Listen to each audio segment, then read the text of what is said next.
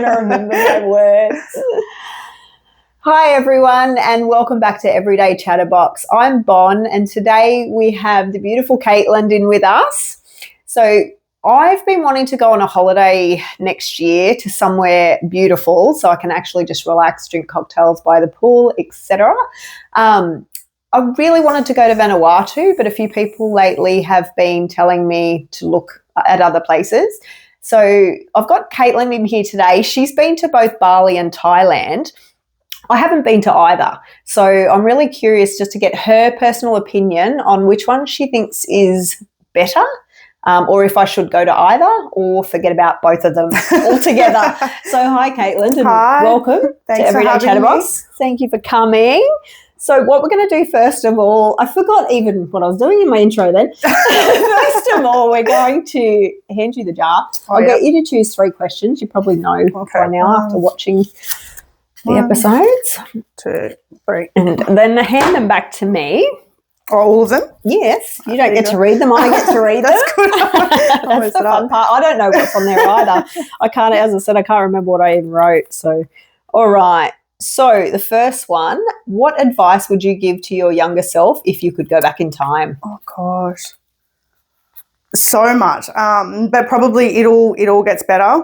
I spent a lot of time thinking that nothing was ever going to change for me and my life was always going to be not so great.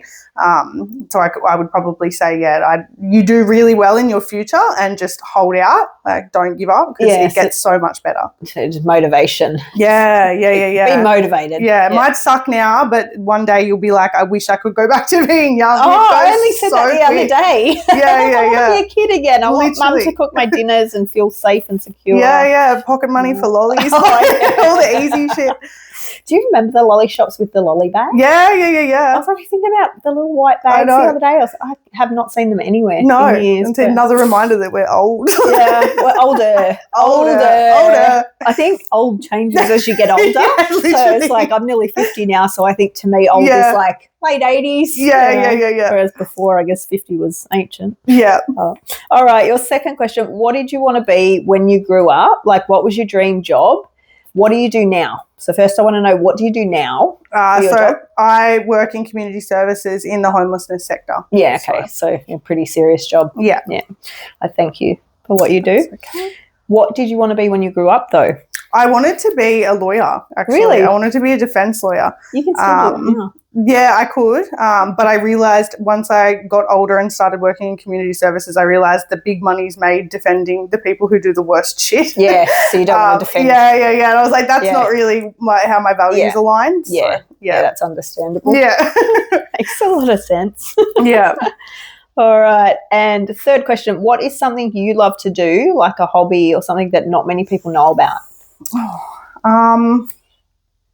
I'm probably a massive car karaoke person. Really? Yeah. You love singing? Yeah, absolutely. Windows up or down? Down. I so you want everyone to hear you? Yeah, it's funny because I'm like a super anxious person and I don't like talking in crowds or any of that kind of stuff. But if I'm in the car with the music pumping and it's a song that I love, I don't care. Windows up, down. I don't care how many people are in the street. I'm all about it. I only said this to someone today, actually. It's funny that you just said that because I was talking to someone today and I said on the way to work this morning, I've been picking like a really pumping song. Yeah. You know when you want to go to the gym and you're trying to motivate yourself to get your workout song? So I've got a on my way to work song on the days where I just don't want to get out of bed. So I'm like, okay, I'll get in the car, put the song on, and I'm literally pumping my lungs, windows down a bit, and you get to the lights. And the funniest part was I said I don't make eye contact. Yeah, I just look straight. I keep singing at the top of my lungs, but just straight ahead until the light changes and then I drive off. But anyway. No, same here. Yeah, no, I love that. Keep doing that.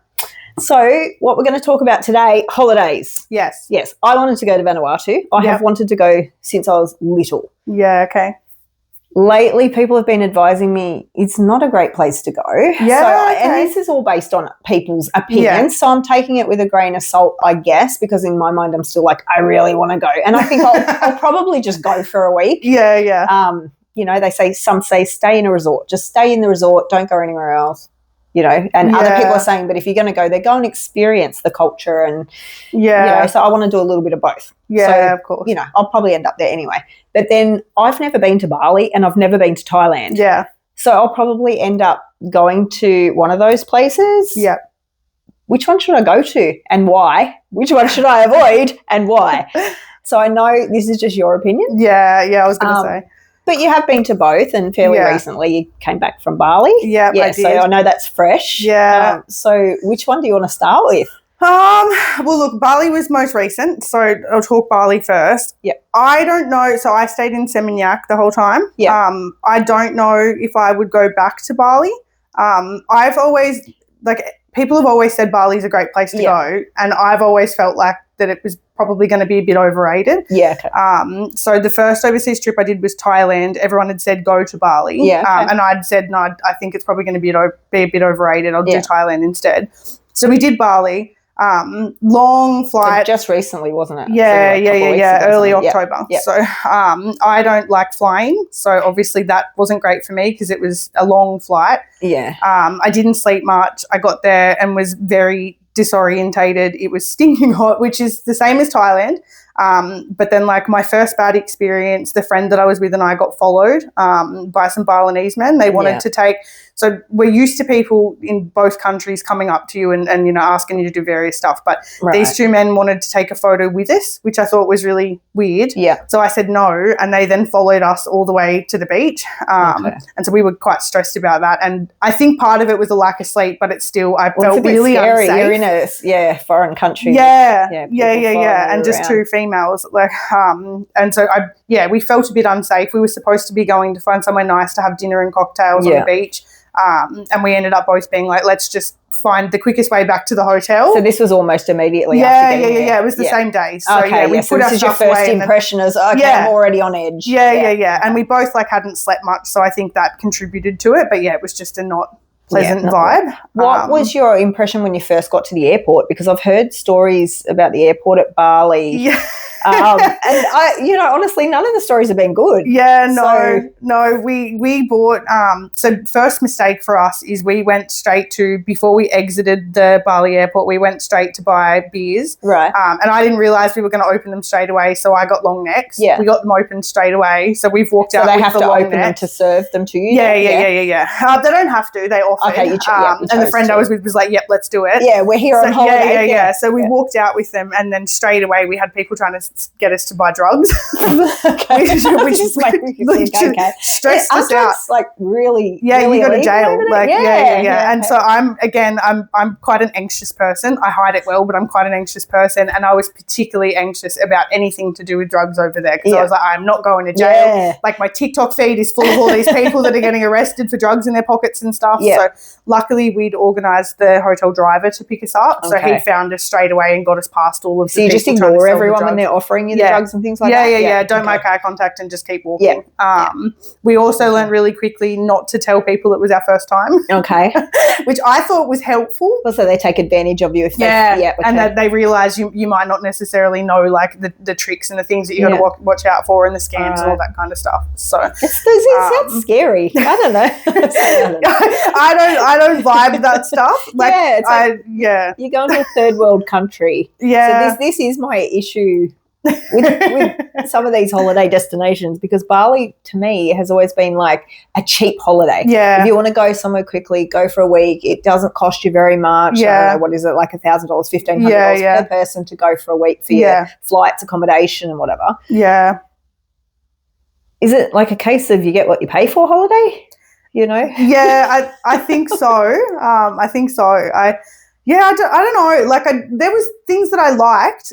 We did the zoo and all that kind of stuff. It was really nice. Yeah, I've seen your pictures of the zoo. It looks beautiful there. Yeah. The people that were in the hotel, the people that worked at the hotel were lovely, really genuine, honest people. So you weren't in a resort. You were at just a hotel in Seminyak. It's like a hotel resort, so it does villas and hotel rooms and stuff. So could you potentially just stay at the resort? Could have, the whole time, and you could have had a nice holiday without I think anyone else kind of coming in or out. Yeah. I think if staying at a resort is your kind of thing, Bali would be fine because you're not as long as you deal with the people trying to sell you drugs when you get to the airport. I'm just wondering because I do know someone that goes a couple of times a year, but she pays obviously for top resorts, but she doesn't really leave the resort. So maybe that's why she loves it so much. Yeah. Okay. Well, and it's not, I think a lot of the people that go stay at the super nice resorts, those resorts aren't necessarily in the touristy areas where everybody's trying to hustle. Removed. Yeah. But really, you've got to go to Kuta and Seminyak and all these places, right, to experience the real Bali. Well, it's funny though, because our driver had said, like, if you want to experience the real Bali, this is not where you do it. Really? Like, yeah. He told us to go to, and I guarantee everyone's going to say I'm saying this wrong, but Ubud. Like Ubud. Yeah, I don't know. I don't know how to say it. The driver was paying me out the whole time because I kept saying everything wrong. But it's where there's like all the pretty rainforest stuff, and, you know, the monkeys and the really nice retreats and things like that. Yeah, okay. So he said, where we were was not real Bali; it was tourist Bali. Okay.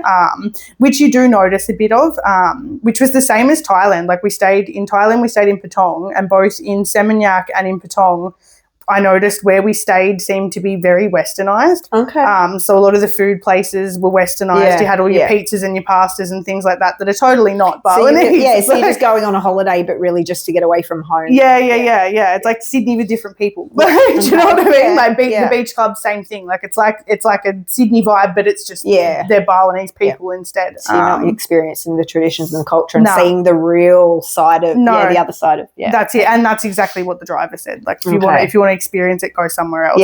The only part of the experience that I think might have been real Bali, in my opinion, was seeing, like, when we went to go back from our holiday, like when we were in the car going to the airport, we were in a really busy, like, highway area with just rows and rows of cars, and this woman and her baby walked into the middle of the traffic to our car, and her and the baby put their hands on my window and were just staring like they wanted us to give money or something. I had nothing left, like, because I make sure when I go overseas I spend all my money because you can't use it once you come back.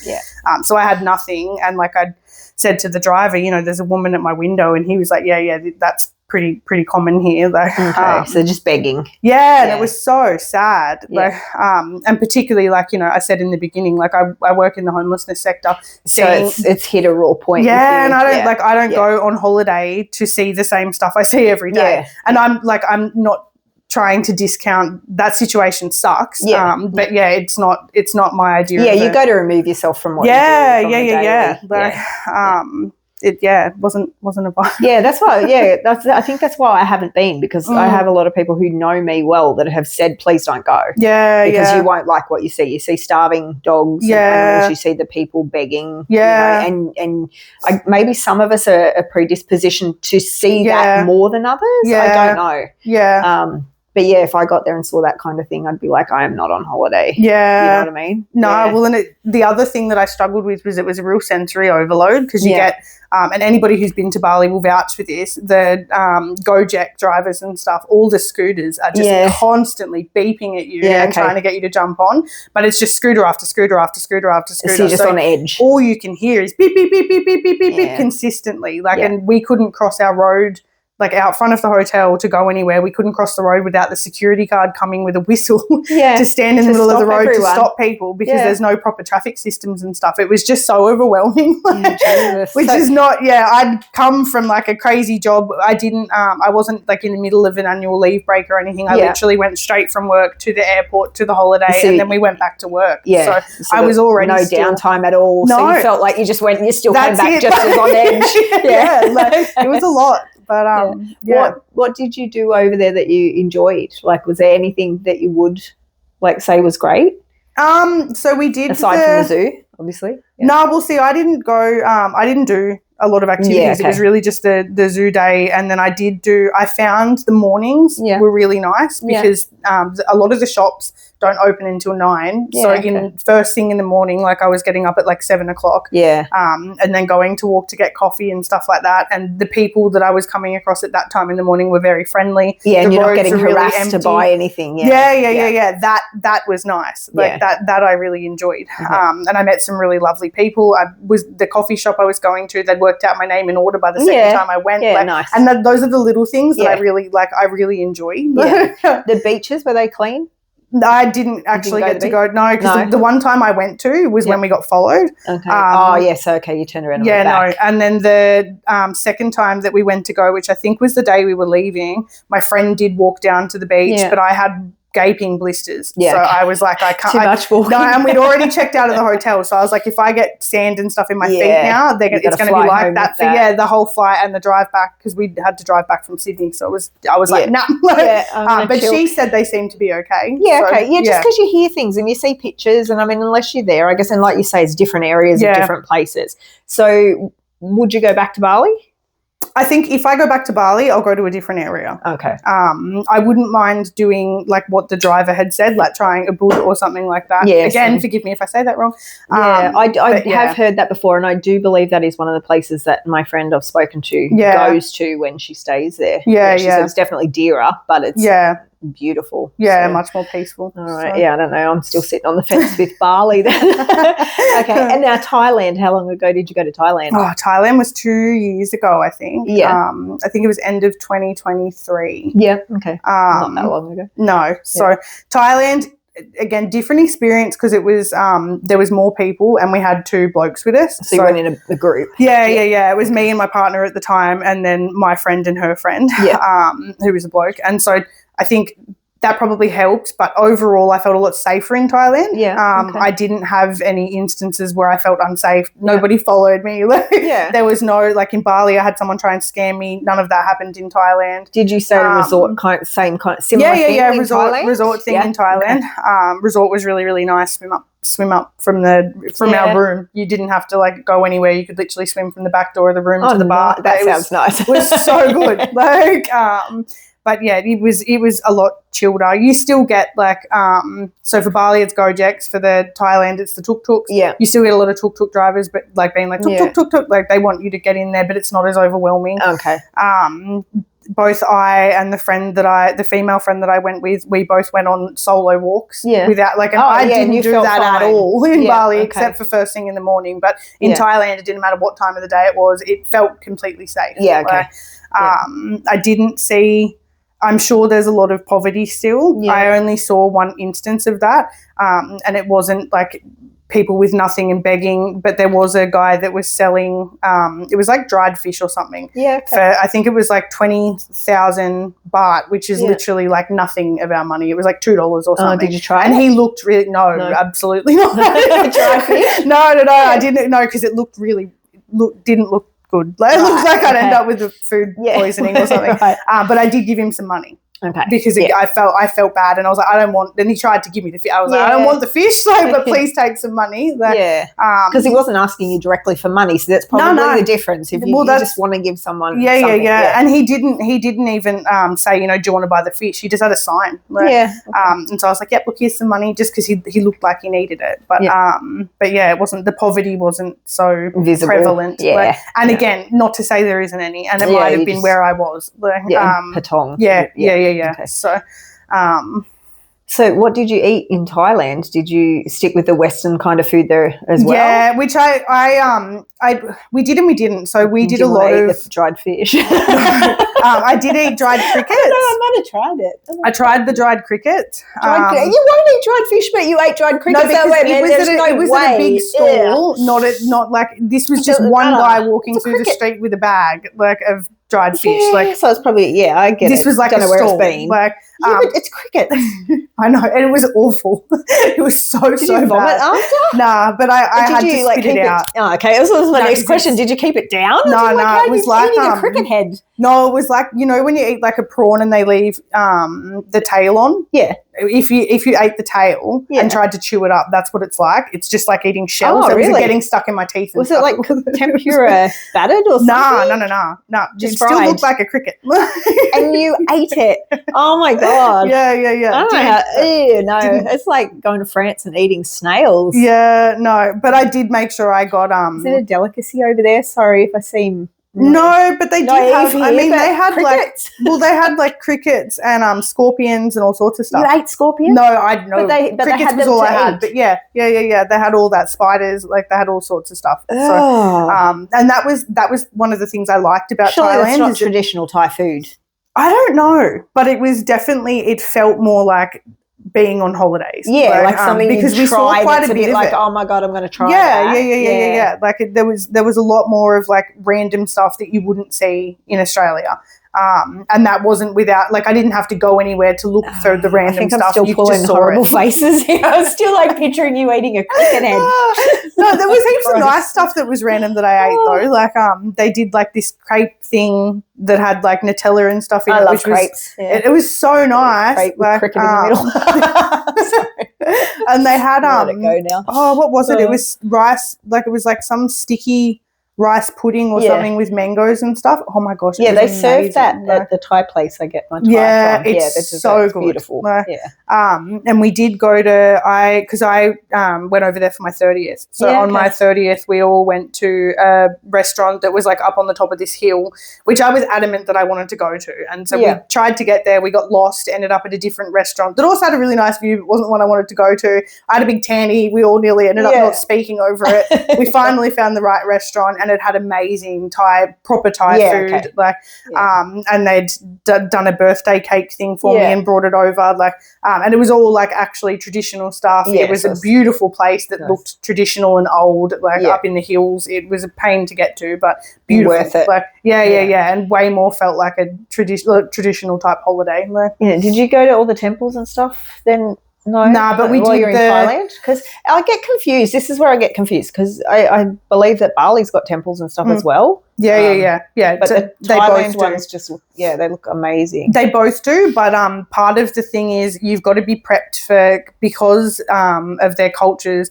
you have to be fully covered. Really? To go into the temples? Yeah. And I wasn't getting around. It was stinking hot. I wasn't getting really around muggy, like that. Isn't it, at both places? Yeah. Super hot. You're sweating all the time. So you need to be prepped if you're going to go doing the temples and stuff, because you've got to be able to cover yourself up. So we did get to walk around a couple of temples in Thailand, but didn't get to go into them because none of us had the appropriate stuff to cover up properly to go in. So you've got to take your own clothing. They don't offer it to you? No. No. Okay. Oh, there might be some places I was just thinking maybe they offer if you want to come in. They might, but I didn't see any. You couldn't get, there was like a section where there'd be, like in Thailand, there was a section where there were signs up and you couldn't walk past those signs. There was no one there, like it was still just open area, but they were pre-warning you, cover up now if you're going to walk past this point. So that I didn't see anything that would offer you to put anything on, but. So you just know if you're going there. Did you travel around out of Patong then to other that's areas? where I saw the temples. We went over to, I think it was called Old Phuket or something.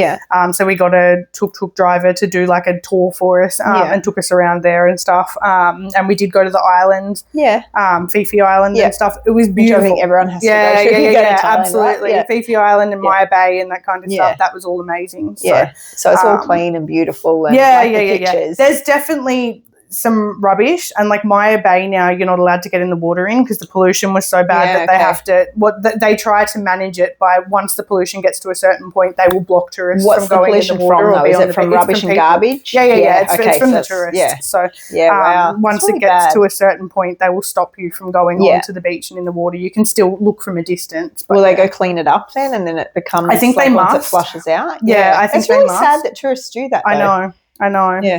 Yeah. But really, really enjoyed it.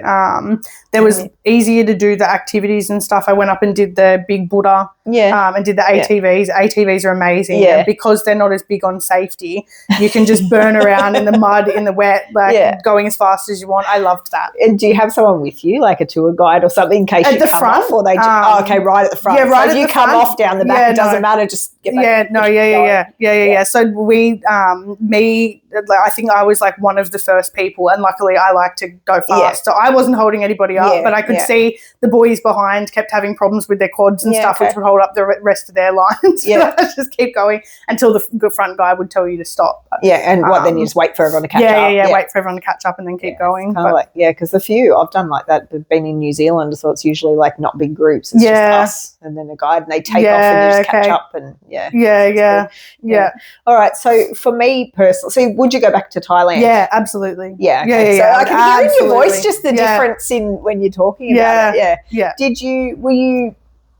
Do you think because you'd already been to Thailand, you'd already kind of thought about it? You know how we're women, and not that it's just a woman thing, but we tend to overthink things. Like, were you as excited going to Bali, or had you already like kind of you know, heard things that you weren't sure? Like with me, like I haven't been. Yeah. So until I go, I'm not going to know. But I can say 100%. I don't think I'll ever go to Bali. Yeah. Like, I just don't think from the years of things that people have told me. Yeah. Whereas Thailand, I will probably go. Yeah, yeah. I don't know. I think I probably, like, I was as keen, but I probably did, like, admittedly, I probably had a bit of a pre-idea of what I thought that it was going to be like, and was probably already a little bit like, I'm sure this isn't going to be as good as Thailand. Yeah, which probably didn't already help, tainted your thought pattern I probably did. But in saying that, the reasons that I didn't like Bali weren't because of thoughts or any, it was actual, like, it was things the being that, followed and things like that happened, things that actually happened. Like, I don't know. I feel like, am I a weird person? Like, because I've never wanted to really go to Bali. Well, neither had I. But you hear it. Like, everyone says, oh, go to Bali, go to Bali. It's like a thing. It's like an Aussie thing. I know. If you haven't been to Bali, who are you? I know. But I don't want to go to Bali. Well, and neither did I. And that's why I was so like,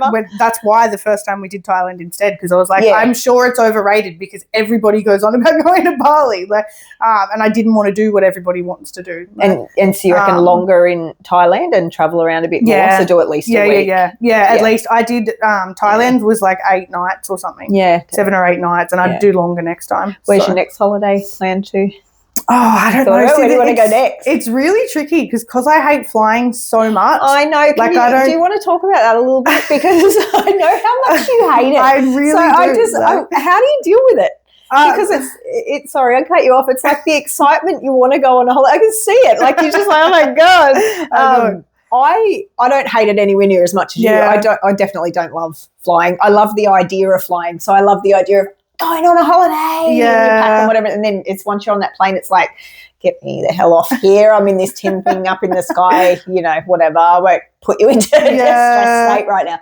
But I don't love it. So when I'm looking at a holiday, I try to look at, you know, what's only going to be a few hours away. Because the thought of going somewhere more than probably 8 hours is like, nah. At this point. Like, no. But I know there's definitely places I want to go next year or the year after that are like 20-hour flights. And I'm going to do it. I know I'll do it, but I don't know how I'll do it. So how do you get through it? Like you just take a lot of Valium and just sleep? Well, I take a lot of Valium, but it doesn't help. It doesn't help? No. Like, the week before I know I've got to fly is when I start freaking out. And I'll just spend days with, like, my heart rate's like 100 for the entire day, every day. So you're just panicking yourself. And it's not, like, everyone's like, oh, but, you know, they're so safe and the chances of accidents are so limited. Well, it blah, is. blah, and blah. I actually Googled it. I had to Google it. It is. Yes. But it's not that. And that's what, like, everyone tells me that. And I'm like, cool, I'm not stressed that I'm going to crash. There's no thought in my head that thinks I'm going to crash. It's just that for some reason I have a body reaction that then just gets progressive. Like, it's like a massive panic attack. Is it because you're just stuck in something that's up there? Well, because that's what it is for me. It's like, I'm in a tin thing up there. Well, and that's what's so hard is it's not like there's no specific thing. I think probably part of it now is just that I know once I get on the plane, I know that I get like fully, like I get head spins and my heart rate goes up. Really I get panic. Sweaty as hell. I fully do. And I know that as soon as that happens, it gets worse. And then I start going through am I like just having a panic attack, or am I like having a medical episode? And then if I'm having a medical episode, do I want to be the person that ruins this for everybody else? And it's a vicious cycle. And I know that there's nothing that I'm thinking about in particular that's making any of it happen, which makes me freak out about it more because I know I can't control it because it's not a specific thought. Like, so it's not the plane crashing and it's not like me having a heart attack on the flight or not being able to sleep on the flight or anything else. It's just I get a feeling.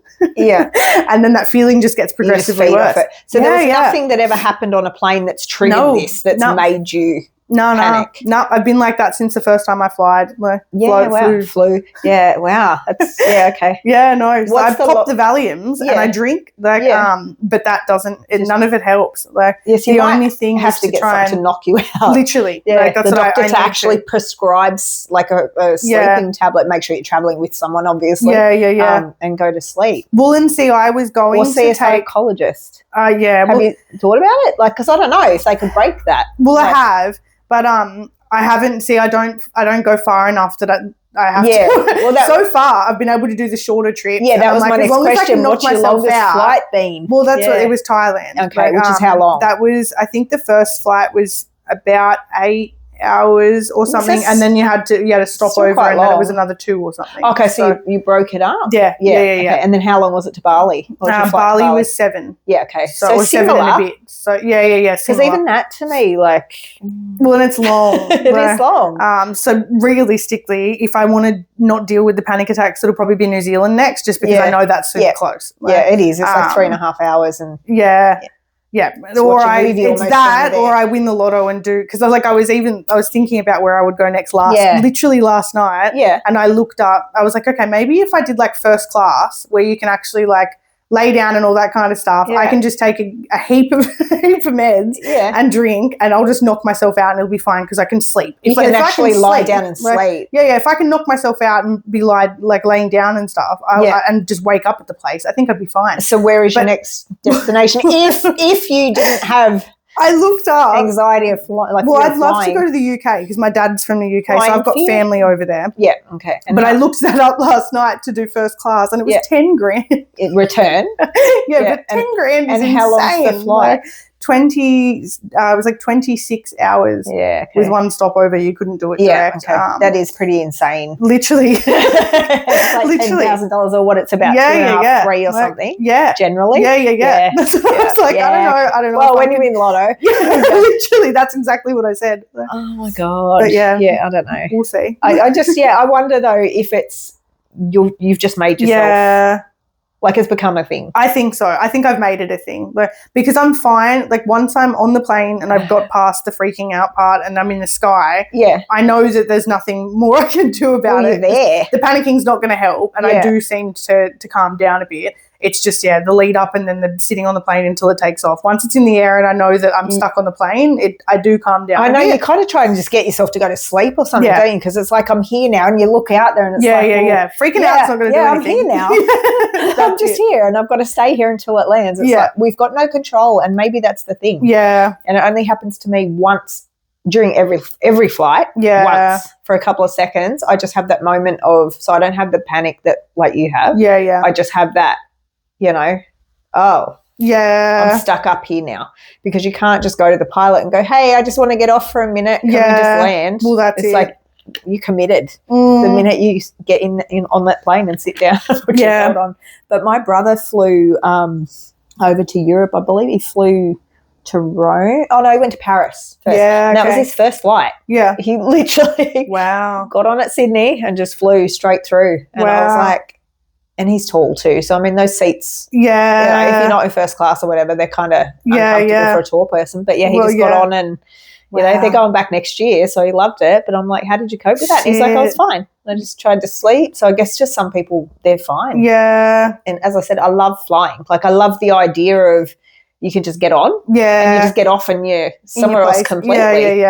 But I wish we could just magic wand it. Yeah. Shut your eyes and I know. The red slippers. Yeah. It's funny because like thinking about it, when we did Bali, I was so stressed about the flight leading up to it. But driving, I thought, because usually, because for us, we've got to drive, as you know, you've got to drive to Sydney, which is a couple of hours. Yeah. And so I was very stressed about that. But it turned out that because we left here at like 1 a.m. to drive to Sydney, and I didn't sleep. I went to work, didn't sleep the whole time, and then we drove to Sydney. You would have already been really. So I was so tired that I had no fear at all. I was that tired that I was like, I just want to get on the plane. So that and you that's can what relax. I said to my friend. I was like, this is the first time I've not been scared about the flight because I'm that tired. I just want to get on the plane and sleep. Maybe that's what you got to do. Maybe that's the secret. Yeah, on the way back I said to her, that's going to be the thing now. I need to be sleep deprived as hell.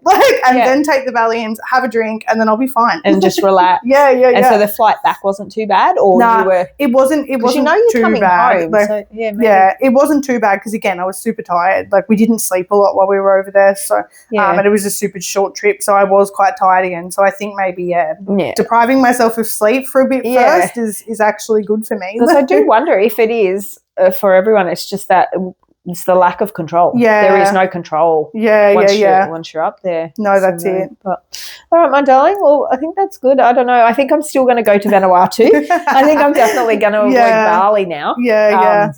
I think I'll just look at the pictures and listen to everyone else's stories. Yeah, or do a bud. Yeah, and go to Thailand at some point. Yeah. I mean, but they are affordable. That's the thing. They're affordable holidays. Well, that's it. So Thailand was, how much dearer was that than Bali? No, If you weighed it up. It was about the same. Very similar. Yeah. It was a little bit more expensive, but I was there for twice as long. So, like Bali, I only did 3 or 4 nights. Thailand was 8 nights. Yeah. So, and I chose to, when I did Thailand, it was only as it wasn't expensive, but it was as expensive as it was because I picked, I wanted a really nice resort where I had the pool that was private but had the doors so that I could swim out to the bar. I wanted all that stuff, so I was happy to pay for it. But it would have been half the cost that we paid. I think I paid 1,200 Australian for that room for the 8 nights. Yeah, that's still and that really was cheap, because I wanted really somewhere that good. was super bougie. But I could have done that for $400 or $500. Oh, really? If I didn't pick somewhere that had the fancy ass private the pools pool and all that kind of stuff. Yeah, but I think still 1,200 is really affordable for 8 nights. Yeah, it's absolutely. Amazing. Yeah. So, all right, my love. Well, thank you so much for sharing with us No today. problem. I really appreciate it. No worries. As I said, you've definitely sealed that for me. I'm at this point still never going to Bali. Yeah. So, Thailand. So, all right. Well, look after yourself. Thank you. I appreciate it again. No worries. Cheers. Have a great day, everyone. And for holiday decisions, I just suggest having a really good look online and definitely chatting to people that have been there before. See you later. It's out.